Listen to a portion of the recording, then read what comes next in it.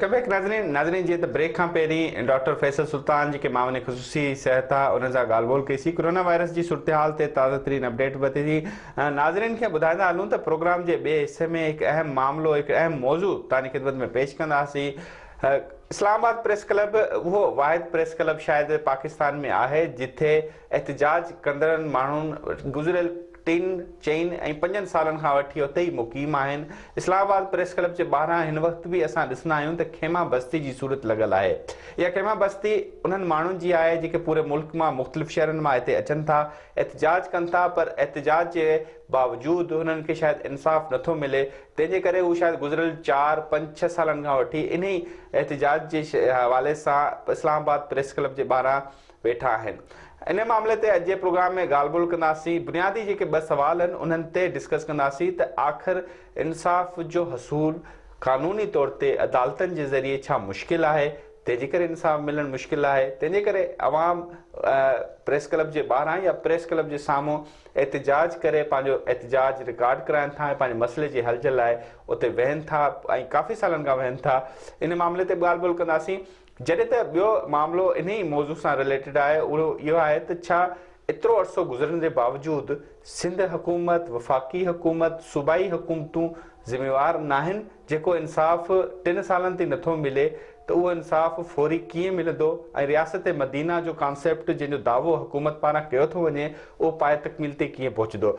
2 हिकु अहम फैमिलीज़ आहिनि जंहिंजो ज़िक्र कंदासीं। इस्लामाबाद प्रेस क्लब जे ॿाहिरां एहतजाज करे रहियूं आहिनि। गुज़िरियल 3 सालनि खां वठी इहे फैमिलीज़ एहतजाज जे हवाले सां इन लाइ मुनफ़रिद आहिनि त हिननि जो तालुक़ु सिंध सां आहे ऐं गुज़िरियल 3 सालनि खां वठी इस्लामाबाद प्रेस क्लब जे ॿाहिरां एहतजाज जी सूरत इख्तियार कनि था, डेली एहतजाज कनि था ऐं इस्लामाबाद प्रेस क्लब जे लॉन जे ॿाहिरां ई उन्हनि खेमा बस्ती जे टेंट लॻायल आहे जिथे हो राइश रखी वेठा आहिनि ऐं पंहिंजो रोज़ एहतजाज रिकॉर्ड कनि था। इन्हनि सां बि ॻाल्हि ॿोल कंदासीं, उन्हनि जे मसइले जे बाबति ॻाल्हि ॿोल कंदासीं ऐं प्रेस क्लब जे सदर आहे उन सां बि ॻाल्हि ॿोल कंदासीं त आख़िर इहे मसइला छो नथा हल थियनि, अहिड़ो कहिड़ो मैकेनिज़म तयारु करणु घुरिजे जेको इस्लामाबाद प्रेस क्लब हुजे, कराची प्रेस क्लब हुजे, हैदराबाद, लाहौर या ॿिया जेके वॾे शहरनि जा प्रेस क्लब आहिनि उन्हनि जे ॿाहिरां माण्हू जेके एहतजाज करे अचनि था उन्हनि जा मसइला फौरी तौर ते हल थियनि। सभ खां पहिरीं असां ॻाल्हि ॿोल कंदासीं पताफ़ी फैमिली सां जेके तालुक़ रखंदड़ जेके रहवासी आहिनि जेके इस्लामाबाद प्रेस क्लब जे ॿाहिरां एहतजाज करे रहिया आहिनि उन्हनि जी फैमिली मेंबरनि सां। हिकु न्याणी आहे सवेरा पताफ़ी जेको एहतजाज थी करे उन्ही फैमिली मेंबरनि जी मेंबर आहे, उन सां ॻाल्हि ॿोल कंदासीं। पुटु पहिरीं त असांखे इहो ॿुधायो त असल मामिलो छा आहे ऐं केतिरे अरसे खां वठी तव्हां हिते एहतजाज लाइ वेठा हो? पहिरियों मुंहिंजो भाउ 10 सालनि जो हुननि कनासरा फैमिली क़तलु कयो ऐं पोइ असांखे 5 सालनि खां असां हिते इस्लामाबाद वेठा आहियूं ऐं असांजा उन्हनि हिकु मुंहिंजो मामे जो पुटु क़तलु कयो अथनि, हिकिड़ो मुंहिंजो फुफीअ जो पुटु क़तलु कयो अथनि ऐं असां 5 सालनि खां दरपदर आहियूं ऐं 3 साल थी विया आहिनि हिते रहूं था। बारिश एॾियूं सर्दियूं गुज़ारियूं था, कॾहिं बुख ते, कॾहिं उञ ते, कॾहिं मानी खाईंदा आहियूं, कॾहिं कोन ऐं हिते शीशनि पाटनि सां गुज़ारो कयूं था। असांजी तालीम सभु कुझु ज़ाया थी वई आहे। असांजी इमरान ख़ान ऐं ॿियनि खे अपील आहे ऐं असांजी पुलिस वारनि असांजो सभु कुझु लुटियो अथनि ऐं उन्हनि खां पैसा वठी ऐं असांजा घर दर टोड़िया अथनि ऐं असांजा माण्हू गिरफ़्तार थी विया आहिनि ऐं फ़ैसिलो थी वियो आहे त बि अञा न निकिता आहिनि ॿाहिरि। पुलिस को वजह ॿुधाई जेॾी महिल इहो नुक़सानु कयो पियो उन्हनि? पैसा वठी ऐं बसि हरामखोरी कयनि। उनमें कहिड़ा पुलिस एहलकार मुलवस आहे उनजे हवाले सां का तफ़सील ॿुधाइजो। पीपल्स पार्टी जी हुकूमत हुई, काइम अली शाह उन्हनि खे पाण सपोर्ट ॾिनी हुई, पंहिंजो वज़ीर आला। जेॾी महिल इहो मामिलो थियो त उन वक़्तु उतां जी सियासी शख़्सियत तव्हां सां मिलणु आई, तव्हांजो मसइलो ॿुधो, तव्हां ॻाल्हि ॿोल थी कया उन वक़्तु? न, असां वटि कोई बि कोन आयो, असां वियासीं पोइ बि ॿुधो न ई कोन असांजी ॻाल्हि। हिते केरु आयो जॾहिं हिते एहतजाज करण आयो इस्लामाबाद? न, कोई बि कोन आयो आहे।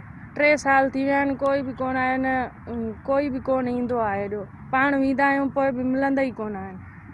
नज़र इन फैमिली सां तालुक़ रखंदड़ मोहम्मद मारूफ़ भी असां सां गॾु मौजूदु आहे, उन सां ॻाल्हि ॿोल कंदासीं।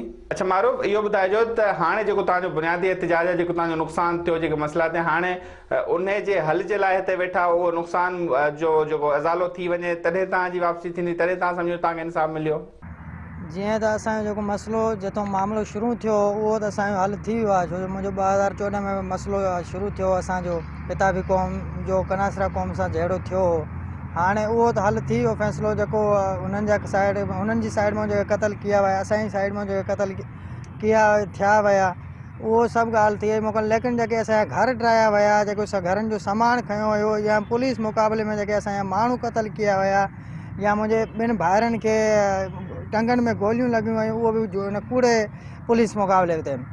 ईअं असांजे जेलनि में इलाही माण्हू उन्हनि क़तल कराया, उन्हनि जो पोस्टमार्टम असांखे करणु न ॾिनो। त इहो सिधो सऊं असांजो हाणे इल्ज़ाम सिंध गवर्नमेंट जे मथां आहे, जेका 2015 में बि उन्हनि जे साथ गॾु हुई ऐं जेका हाणे बि उन्हनि सां गॾु, हाणे बि पुलिस असांखे इंसाफ़। हाणे त अॼु 2015 में असांजो इलाही माण्हू जेलनि में मरी विया। असां अपील कईसीं बाला अफ़सरनि सां कि असांखे जेको हिननि जी पोस्टमार्टम करणु ॾियनि, लेकिन असांखे हिननि जी पोस्टमार्टम न करणु। लेकिन शायदि इसमें शक असांखे इहो ई आहे त शायदि इन में कुझु दाल में कारो आहे, तॾहिं असांखे पोस्टमार्टम न करणु ॾिनो।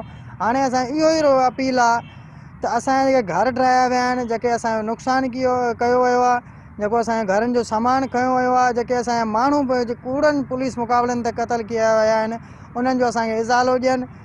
ऐं असांखे असांजी हिते 4 साल खां वेठा आहियूं, असांखे न तालीम आहे, न असांखे को खाइण जो को वसीलो आहे, कुझु बि न। कॾहिं बुख ते करे सुम्ही था पऊं, कॾहिं कीअं बि।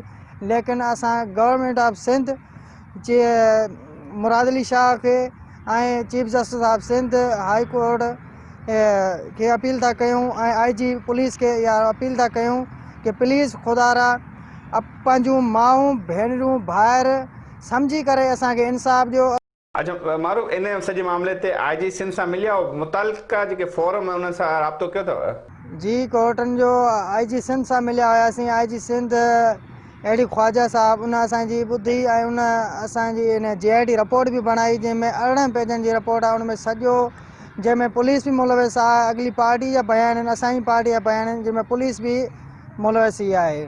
कोर्ट जो रस्तो इख्तियार कयो अथव? छो त प्रॉपर त हल त कोर्ट जो बि आहे न रस्तो हिकिड़ो। जी, असां सुप्रीम कोर्ट में त दरख़्वास्त हिकु खां असां 50-60 दरख़्वास्त ॾेई चुका आहियूं। वरी 2015 में असां सुप्रीम कोर्ट जे अॻियां धरनो हयो, तंहिंजे असां चीफ जस्टिस साकिब निसार साहब उहो मिलियो, उन असांजो नोटिस वरितो, उन में असांखे प्रोटेक्शन बि ॾिनी वई। त उन में असांखे बसि उन खां बाद वरी उहो लही वियो, त असांजो को बि कंहिं बि असांजी न ॿुधी आहे। हिते छा सोचिया आहियो? सिंध में इंसाफ़ न मिलियो त हिते तव्हां छा सोचिया आहियो त हिते छा इंसाफ़ मिलंदो? असां सिंध में हिकु त हर चीज़, असां पंहिंजे ज़िले जे अंदरि बि एहतजाज कयोसीं, पंहिंजे तहसील जे अंदरि बि जेको आहे एहतजाज करायोसीं, कराची में एहतजाज कयोसीं, हैदराबाद में कयो, लेकिन असांखे किथे बि इंसाफ़ जा तक़ाज़ा नज़र न आया। असां इन करे असां इस्लामाबाद में आयासीं। इस्लामाबाद 12 मार्च 2018 में असां आया आहियूं, इहा ताईं वेठा आहियूं, लेकिन को बि इंसाफ़ जी तवकल नज़र नथी अचे। ठीक मारू, वॾी महिरबानी, तव्हां पंहिंजो क़ीमती वक़्तु ॾिनो। ताफ़ी फैमिली उन्हनि जे ॿारनि सां जेके फैमिली मेंबर हुआ उन्हनि सां ॻाल्हि ॿोल कईसीं, उन जो मसइलो बि मालूम कयोसीं। बुनियादी जेको मक़सदु आहे असांजे हिन प्रोग्राम जो ऐं जंहिंमें इहो मामिलो असां डिस्कस करे रहिया आहियूं, त एतिरे सालनि खां वठी माण्हू एहतजाज कनि था हिन ई दारुल हुकूमत में, पाकिस्तान जे दारुल हुकूमत में, बिल्कुलु असम्बली जे साम्हूं 1 किलोमीटर जो बि फ़ासिलो शायदि न हुजे, उन असम्बली जे साम्हूं जिथे 342 खां मथे पार्लियामेंटेरियन मौजूदु आहिनि, 100 सेनेटर मौजूदु आहिनि, पर उन जे बावजूदि गुज़िरियल 3 सालनि खां वठी उन्हनि जो इंसाफ़ जो जेको तक़ाज़ो आहे उहो पूरो नथो थिए। इन जे पोयां कहिड़ा बि सबब हुजनि, इंसाफ़ जे वठण जे हसूल जे हवाले सां उन्हनि जेको एहतजाज कयो, उन में केतिरी सचाई आहे, न आहे सचाई, इहो यकीनी तौर ते तहक़ीक़ात जेकी थींदी, जेके मुतलका अदारा आहिनि, पुलिस को जेके अदारो आहे या उन सां लाॻापियल जेके अदारा आहिनि, उहे तहक़ीक़ात कंदा, उहे वधीक रिपोर्ट। पर हिकु शइ त क्लियर आहे त हुननि इंसाफ़ जे हसूल जे लाइ पंहिंजी ज़िंदगी जा 3 साल ज़ाया कया आहिनि, पर इंसाफ़ न आहे मिलियो। इहो छो न आहे मिलियो ऐं छा इहो तरीक़ो दुरुस्त आहे, इन ते बि ॻाल्हि ॿोल कंदासीं। हिकु ॿी फैमिली आहे, उन बि गुज़िरियल 3 सालनि खां वठी इस्लामाबाद प्रेस क्लब जे ॿाहिरां एहतजाज कयो। भुट्टो फैमिली उन्हनि सां उन्हनि जो जेको एहतजाज कयो, उन ॿारहे बचे समेत पंहिंजी मिसिस सां गॾु उहो एहतजाज कयो, उन जे मामले ते बि ॻाल्हि ॿोल कंदासीं। गुलाम रसूल भुट्टो असां सां गॾु मौजूदु आहिनि। गुलाम रसूल भुट्टो, असांखे इहो ॿुधाइजो त केतिरे अरसे खां वठी तव्हां हिते वेठा हो ऐं हिन वक़्त ताईं जो मामले जो स्टेटस छा आहे? साईं, अल्लाह ताला तव्हांखे पहिरें त नेकी ॾे मुदस्सर भाउ, ऐं असां पहले नंबर शुक्रिया अदा कंदासीं मेरान TV जो असां पिछले तक़रीबन 3 सालनि खां इस्लामाबाद प्रेस क्लब जे ॿाहिरियां सरापा एहतजाजूं पंहिंजी फैमिली समेत हिन टाइम तो मुंहिंजी नंढड़ी घरवारी हॉस्पिटल में दाख़िल आहिनि, जंहिंजे करे मुंहिंजी नंढड़ी जो ऑपरेशन थियणो हुयो, जंहिंजा हालात ठीक न हुया। कुछ असांजी माण्हुनि हेल्प कई आहे, जंहिंजे करे असांजो ऑपरेशन थिए पियो। ऐं असां हिते जो मुतालबो जेको खणी आयासीं सिंध खां महरूम थी कि शायदि असां इस्लामाबाद में आयासीं त शायदि असांखे इस्लामाबाद में वफ़ाक़ आहे, दारुल हुकूमत आहे, हिते असांखे आसानी सां इंसाफ़ मिलंदो। पर मूंखे लॻे थो त हीउ जेको अदलिया सिस्टम आहे, जेको इंसानी हक़ूक़ आहे, या जेतिरा पाकिस्तान जा इदारा आहिनि, ठीकु आहे, असांखे कोई हिन टाइम ताईं ॿुधण लाइ तयारु न आहे। मुंहिंजो 2010 में मुंहिंजो भाउ क़तल कयो वियो, जंहिंमें जवाबदार 6 हुया। जंहिं फायर मारियो हिकिड़ो हुयो जवाबदार, जंहिं ऑलरेडी पंहिंजी माउ खे क़तल कयो, जंहिंखे 6 साल तक़रीबन सज़ा हुई, 6 साल में छुटी आयो, वरी उहो वापसि थी आयो त मुंहिंजे भाउ खे क़तल कई, कोई वजह बि न हुई।